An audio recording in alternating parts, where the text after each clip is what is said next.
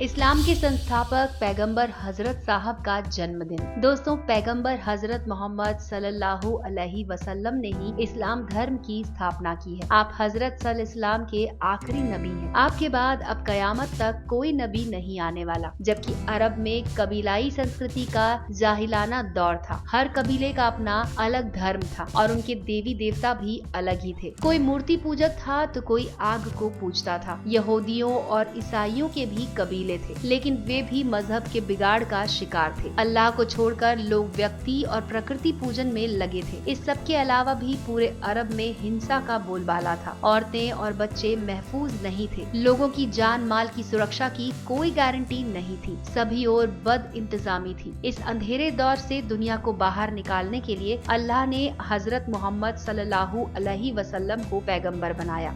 नमस्कार दोस्तों, आपका स्वागत है धार्मिक ज्ञान में। इस चैनल में हम आपके लिए लेकर आते हैं सभी धर्मों की जानकारी। इस्लाम के संस्थापक पैगंबर हजरत मोहम्मद सल्लल्लाहु अलैहि वसल्लम का जन्मदिन हिजरी रबीउल अव्वल महीने की 12 तारीख को मनाया जाता है। 571 ईस्वी को शहर मक्का में पैगंबर साहब हजरत मोहम्मद सल्लल्लाहु अलैहि वसल्लम का जन्म हुआ। मक्का सऊदी अरब में स्थित है। आपके वालिद साहब का नाम अब्दुल्ला बिन अब्दुल मुत्तलिब था और वालिदा का नाम आमना था। मोहम्मद के पिता का इंतकाल उनके जन्म के 2 महीने बाद ही हो गया था। ऐसे में उनका लालन पालन उनके चाचा अबू तालिब ने किया। आपके चाचा अबू तालिब ने आपका ख्याल उनकी जान से भी ज्यादा रखा। इबादत और इल्हाम। दोस्तों, आप अपने बचपन से ही अल्लाह की इबादत में लगे रहते थे। आपने कई दिनों तक मक्का की एक पहाड़ी अबुलुन नूर पर इबादत की। 40 वर्ष की अवस्था में आपको अल्लाह की ओर से संदेश इल्हाम प्राप्त हुआ। अल्लाह ने फरमाया, ये सब संसार, सूर्य, चांद, सितारे मैंने बनाए हैं। मुझे हमेशा याद करो। मैं केवल एक हूँ, मेरा कोई मानी या सानी नहीं। लोगों को समझाओ। हजरत मोहम्मद ने ऐसा करने का अल्लाह को वचन दिया। तभी से उन्हें नबूवत प्राप्त हुई। हजरत मोहम्मद साहब पर जो अल्लाह की पवित्र किताब उतारी गई है वो है कुरान। अल्लाह ने फरिश्तों के सरदार जिब्राइल अलैह के मार्फत पवित्र संदेश सुनाया। उस संदेश को ही कुरान में संग्रहित किया गया है। 1400 साल हो गए, लेकिन कहते हैं कि इस संदेश में जरा भी रद्दो बदल नहीं है। सबसे पहले